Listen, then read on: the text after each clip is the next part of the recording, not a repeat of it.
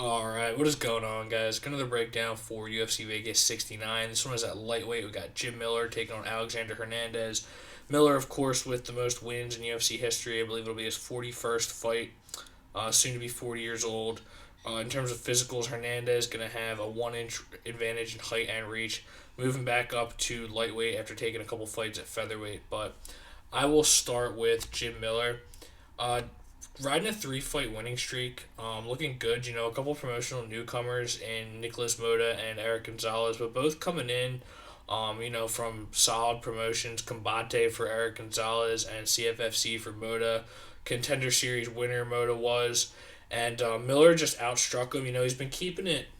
He's been keeping it fundamental, and he's looking good.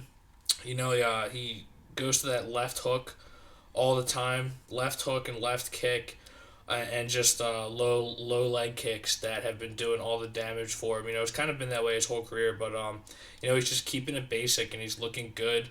At the later stages of his career, he wants to keep going to UFC 300 at least, and he's looking like he's going to get there at this rate.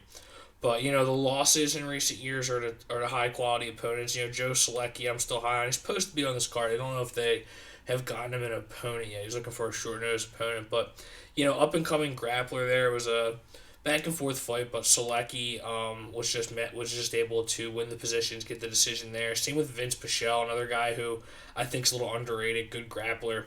He's a little bit older, haven't seen him in a while, but yeah, like I said, it's looking good for Miller. It's just like haven't really gotten a read on where his cardio and his chin is at in these last couple of the fights because that's something you want to watch obviously later in the career, especially when you have as much tread on the tires as Jim Miller. He did get rocked by Eric Gonzalez, but he rocked him even more, and he was just teeing off with that left in a couple of these fights, and obviously he is very game for the submission. And for Alexander Hernandez, kind of a big, pivotal fight in his career, in all honesty, because came in with some hype and just kind of pissed it away in that whole cowboy trash talk saga where he just didn't back it up and just got battered, and he's lost more than he's won in the last couple years. But listen, taking on tough opponents, and I've seen a lot of people talking about it.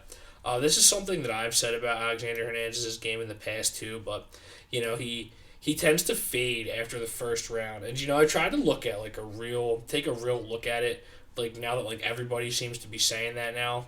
And it is true. I've been saying that for a while, but a couple of these opponents are Billy Q and Drew Dober. I feel like are two of the best at losing the first round maybe, and then just building back over the rounds 2 and 3 and getting the finish. So, it did happen in those fights, but those are fighters who are built for that. Against Moicano, I still rate him highly. I think a lot of people do.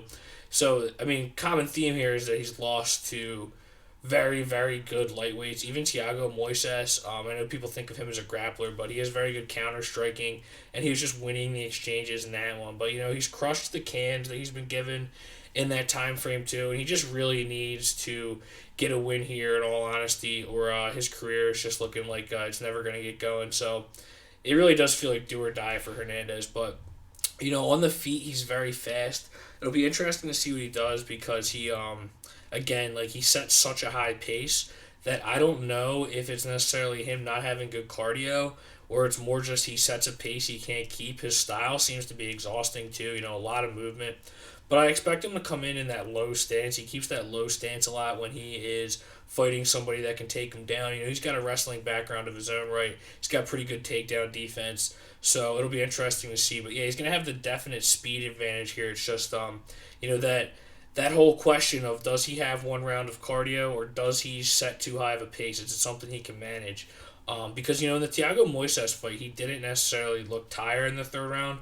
Moises was just reading him. So it's really tough to call this fight because they're giving you a gift here on the line, or is it a trap? You got Hernandez at -225, Miller at +190.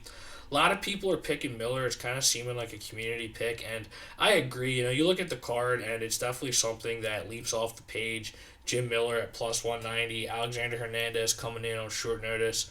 But It is tough because Hernandez is going to be very dangerous, especially in that first round. And the guys who Miller has been going up against aren't necessarily the level of strikers or being able to push that pace that Hernandez is going to be able to push. So I don't know. I do like Miller, but let's put it this way. I like Miller from a betting perspective.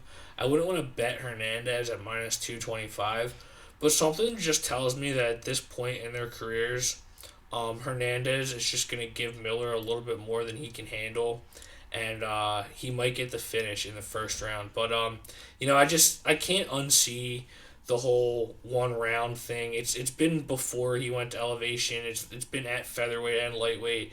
It's just a recurring theme, and he's coming in on short notice. So with all that said, I'm going to go with Jim Miller. And from a betting perspective, I think I'm just going to sprinkle Jim Miller in round two, go with the round prop there. Hernandez typically loses in round two when he loses or when he gets finished, at least. So Miller in round two is plus 1,000, so I'm definitely going to sprinkle that. But thanks for watching, guys. Sure, subscribe, and take it easy.